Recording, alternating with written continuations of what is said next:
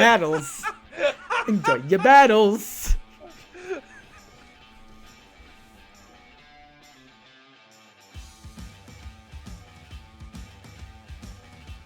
Welcome everybody to Poke Battle Network. I am Sosaflo. I'm Matthew Breaker. And this is the PokeNews. There was OC battling going down across the pond. Silph ends its first wave, and GBL is wrapping up Mythical Wishes as we are finishing out this week with a bang. Matthew Breaker, how was your battling week? Battling week was surprisingly a lot better than I thought it was going to go with Master League being in the GBL rotation. Factions, I was able to finish out the cycle strong with the win, so I'm really happy with that. So overall, it's been a pretty good week for me. How about you, Sosa? Ended Naiad Cup really strong. Ended BTW tournament on a 4-2. Lost 2. So lost 2 and went 4 straight wins. So really happy about that, and my, putting a good dot at the end of this wave that we'll get into as well. So it's been a good battling time. And then seeing all of our friends at OCIC was just like, yes, that was an experience. That was an experience, and we're going to get into that right now. It was finally Australia's time to shine as we got to see Apex show up for the Oceania IC battle out in Melbourne. This was a lit tournament with 77 amazing, talented battlers, all duking it out to be number 1. Matt, how did you enjoy your time or your weekend of watching the Play Pokemon production?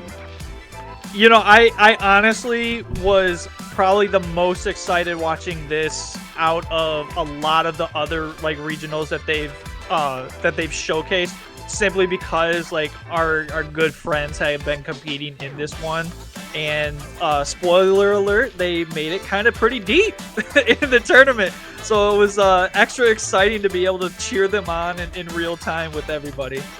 It was amazing to cheer on our friends, as so many of them got to play on this wonderful stage. We got to see so many of them on stage. It was super giddy. And that day one production too, I don't know if there was any more giddiness or hype on stage than the moment that Speediest Chief and PvP Steve got to sit next to each other and just talk and analyze Pokemon battling.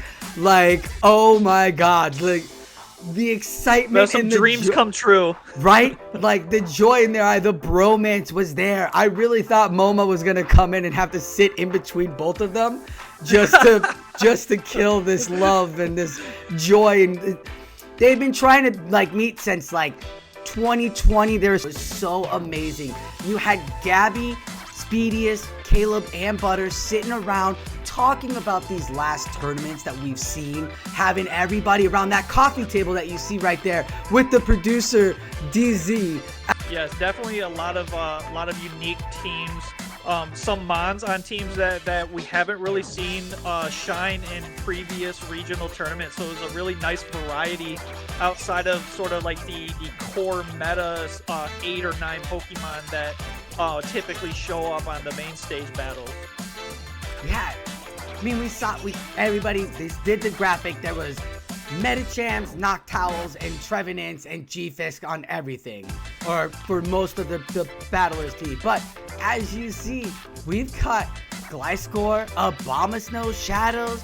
There's Dunsparce popping up now. Umbreon is now in the meta. Toxapex was making its name. PvP Steve brought Ampharos.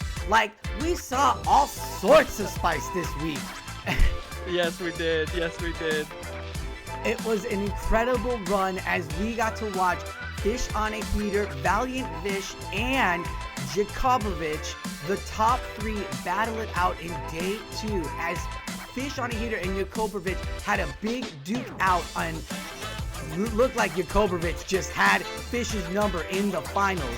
So Fish had to go down, fight Valiant Fish in the losers finals, took the matchup, and comes up now to fight Jakobovich to see if he can flip that and get back again. Now, going into the grand finals, initially I would probably put my money on Fish because he's coming from a big win, coming back from the losers bracket. So he must be feeling sort of on top of the world, having been sent down to losers and then really mentally resetting himself and making his way back into the grand finals.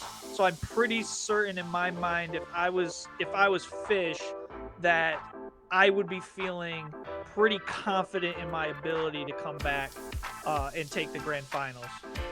Well, we will find out right now if Fish is feeling confident enough after beating the Perth champion, Valiant Fish, in the losers finals, if he has what it takes to make the adjustments against Jakubowicz.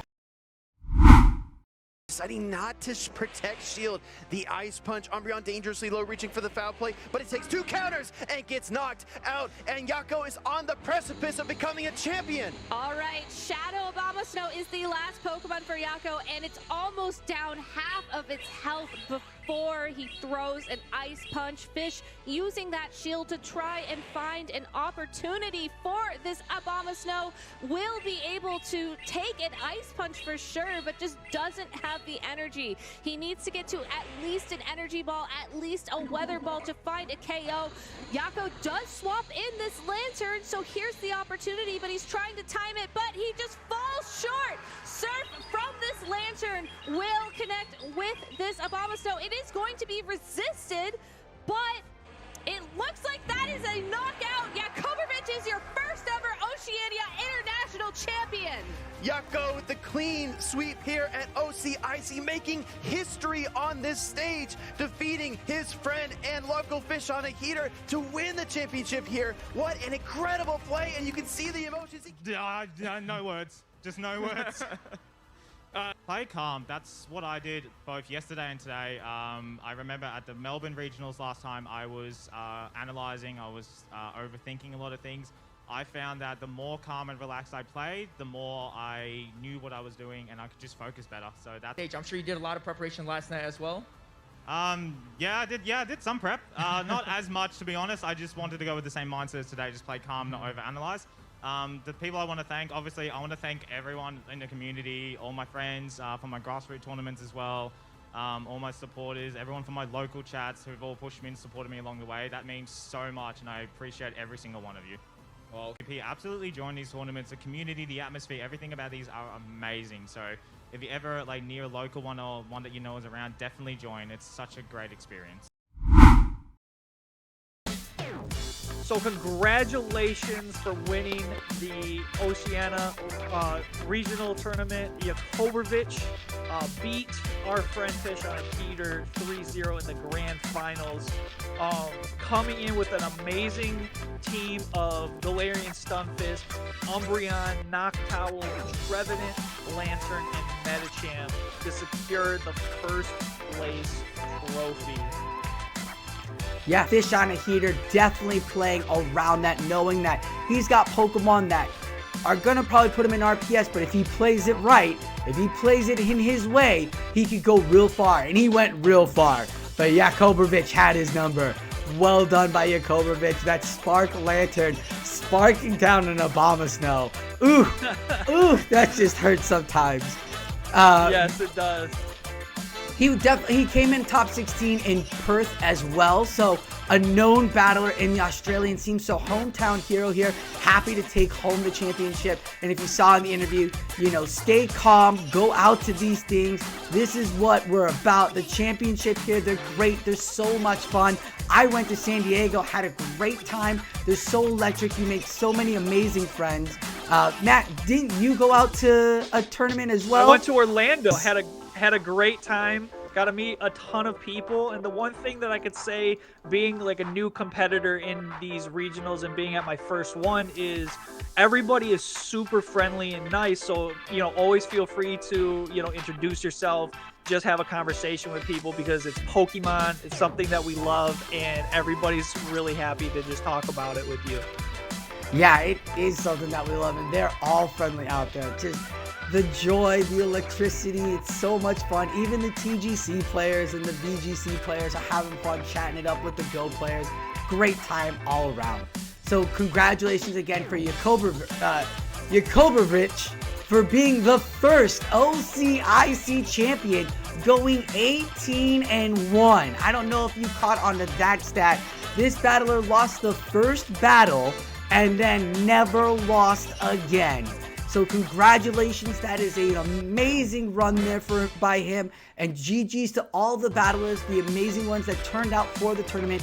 Be sure to check it out at the Play Pokemon channel. I believe the finals on Pokemon Twitch.tv will have links for that down below.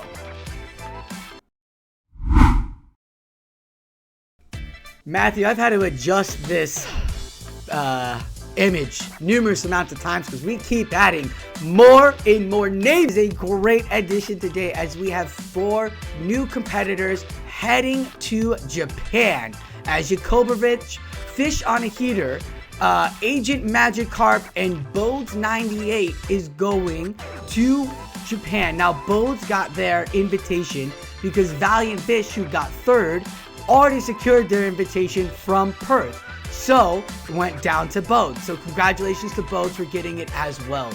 Matthew Breaker, man. Look at all these names. How many of these competitors have you come across, and how excited are you to see them in the championship? I'm very excited to say that I have several friends on this list. I am not the caliber of battler that they are, but it's really nice to be able to have people that you know and are friends with and root them on the world stage. And what a good on all of these battlers. And not for nothing, there's going to be more opportunities for you as a battler to be involved in these battles, because they are going to be releasing some more battles as we are going through the year now. It has just been mentioned that there's going to be added on a couple more. So stay tuned for all of those dates. So Sosa, the month of February is ending, and that means that the second wave of Naiad is coming to a close. How are you doing so far in your monthly matches? Woo!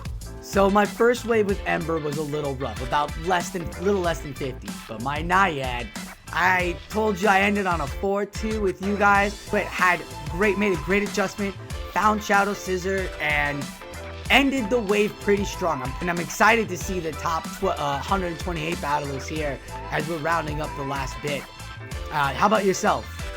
Did edit all the Gym Breakers battles for Naiad for the Italy-USA battle. So I got to witness some of the top battlers in the world and watch their play. And I can tell you, when you're talking about you discovered Shadow Scizor, that seemed to be the secret, secret Pokemon on a lot of teams.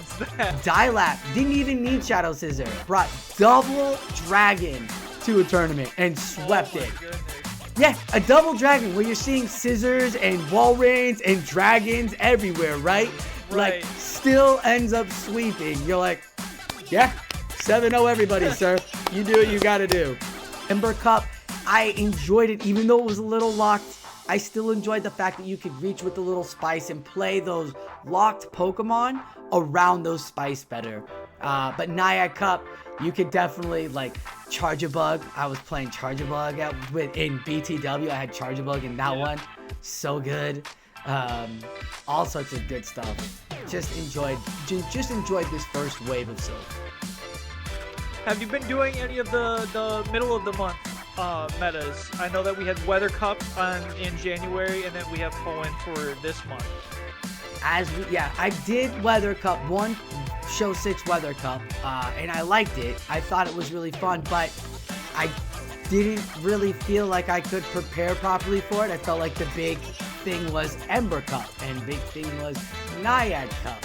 So I didn't really feel like I needed to focus that much on Weather Cup. And that was actually my weakest tournament, 1-3. And Hoenn Cup, I took a look at it and said, I've done enough GBL in my life. I don't need to be playing with Registeel, Metachamp, Swampert, Altaria, Walrein. Wait a minute, are we playing Naiad Cup? What? Yeah. It almost sounds like the regionals meta that we're playing with. Defense Deoxys, like seriously! Sableye. So yeah, I've done enough Hoenn Cup of my show 6 to understand, like, no, I'm good. I like the Hoenn Cup. I thought it was an interesting look at a meta, but I much prefer we can bring in spice and you can play to that macro play style that you like so well. Where a lot of those top tier Pokemon are really top tier because only these moves can happen, and once you only do those moves, you're basically stuck and hard lossing. As of Monday, February 20th, King Owl back on top. Helsingborg, we're talking about Italy versus USA right there. Number 2, Flying Pizza. We top names here that we've seen around the area so far, but King Owl, Helsingborg, and Flying Pizza pretty much held on to the top 3 spots for the last couple weeks. So we'll see how it plays out in the end of this wave and if they'll get that 128 invite from Silph.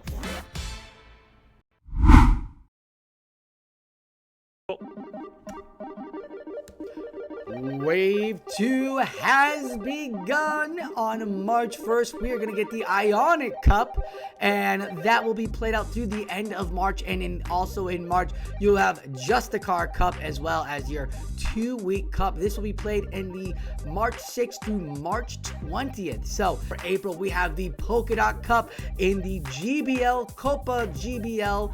We don't know which meta they're going to pick because the new GBL meta will not be revealed yet until the 1st of March because of the end of season this week. So I'm finding that this new Wave 2 announcement is going to be really cool. We don't have necessarily the PV Poke rankings for the Ionic Cup or the Polka Dot Cup yet. What I find is really fascinating, though, is they're releasing the Ultra League meta for factions in this upcoming cycle, the Justicar Cup, which is going to be one of the first Ultra League metas that they're going to release for the general Silph competitions. I think that's going to be really exciting. That metas are definitely interesting, and I took a little deep dive into them thanks to PvP Steve, who's already got a video out, so be sure to check that out, link below. But Ionic is one of those 1, 2, 3. Slot 1 is 6 Pokemon, slot 2 is 6 Pokemon, slot 3 is 6 Pokemon, and slot 4 through 6 are a grab bag of like 20 Pokemon as well. So a interesting build of Pokemon there. And Polka Dot is a concept of egg hatching, and so it's like grass, field, bug, all sorts of interesting plays around it. Be sure to check out silph.gg for more in-depth on the tournaments and on the metas, as we are going to be starting up our second wave come March 1st. Be sure to wrap up your Season 5 Wave 1 matchup by the end of February, because Wave 2 is here and it'll start March 1st with Ionic. Good luck out there, battlers. GBL Mythical Wishes is wrapping up its final weeks here in February, and we are saying goodbye to it with Master League leaving us finally. Well, not really. Master League Premier leaving us finally. We got Master League Mega Edition coming out next week, and Hoenn Cup Great League Edition. Matthew Breaker, you said you played some Master League Pokemon out there. How is your Master League in? I could tell you at the ace rank, it's okay with the only 3 level 50 Pokemon that I have, which is Garchomp, Swampert, and a Gyarados. So I think the only 3 that I have, I was actually able to have pretty good success with it. That is at the ace ranks, but it's still nice to be able to at least play for a little bit, even though you're not having wild success. But keeps you fresh instead of taking a week or 2 weeks off. Yeah, I get what you're saying. Keeps you fresh. I mean, keeps you in that GBL Blind 3 aspect. Yeah. Master League, not for me. The Triple Stardust is for me though, so I'm really happy that Hoenn Cup is going to be there. If it was an Ultra League, I'd probably play as well for that Triple Stardust. I just don't have the 50, and I want to get a win, and I know ranking doesn't matter, Right. but at least one with that triple dust is still at least, what is it, 27k About right 2,000 to there? 3,000. Yeah. 2,000 to 3,000 Stardust. Yep. That helps build Master League Pokemon. It does. It really does. So I'll be definitely participating in the Hoenn Cup battling Great League battle, because basically it'll be BBM. I'll be going with Altaria, Defense Deoxys, and Registeel.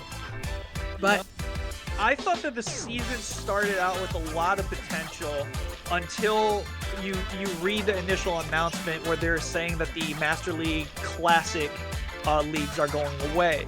So of the leagues that they had, I think they had a really great mix of the 1500 CP individual metas to the like Ultra League Premier. They had a really nice variety of different leagues to keep things fresh week in and week out.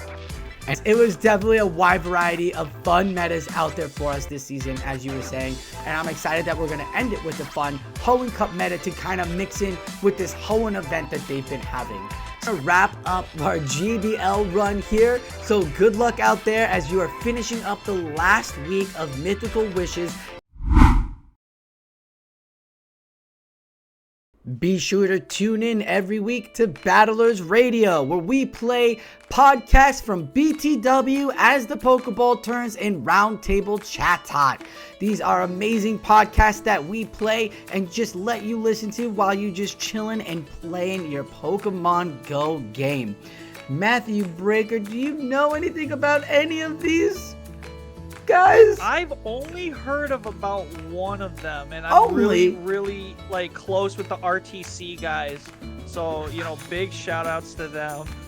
They are really great. We had Johnny Oneball on the last time on the PokeNews. He was wonderful. They do great stuff over there. Roundtable Chat Out with their old man jokes, old dad jokes. Yes, absolutely. They always come stacked with the jokes. Always something to listen to and get a laugh at. I can tell you that this coming week for the BTW network, we are going to have a second executive edition with yours truly, Sosaflow, be released this time with the interview of Buckeye Fitzy. I know that he was previously on the episode of As the Pokeball Turns, so this is going to be another great interview if you have any interest in learning more about him and his family's wonderful journey as battlers. Awesome. We look forward to listening to that when that comes out. Roundtable Chat Talk just had an interview with Miss Enhoff too. And as the Pokeball Turns was celebrating a year anniversary. So a big Battlers Radio popping off this week. Be sure to tune in for all of your battling insight and fun events. Whether it's Pokemon Go battling, raiding, or just in-game shenanigans, these podcasts are here for you.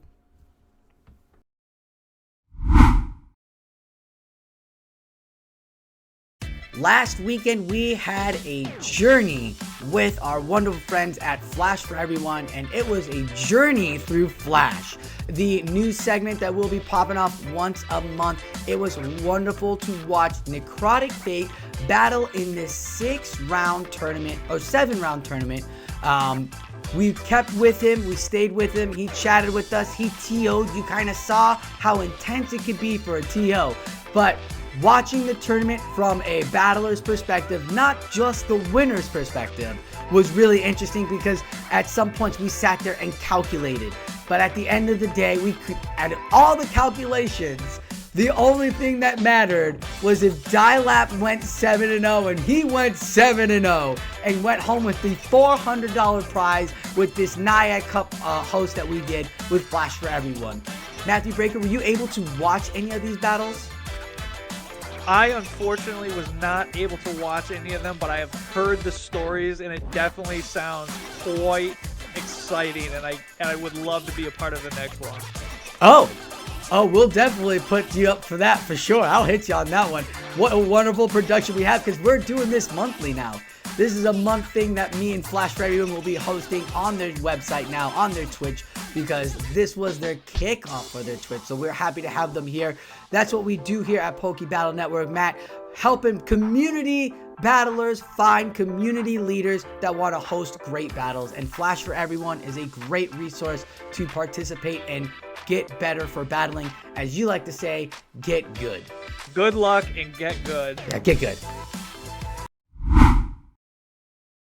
And that will wrap up the news for this week. We had OCIC kick it off with some of our friends going down to the grand finals and having a wonderful time down in Melbourne, as 5 new battlers will compete in Yokohama.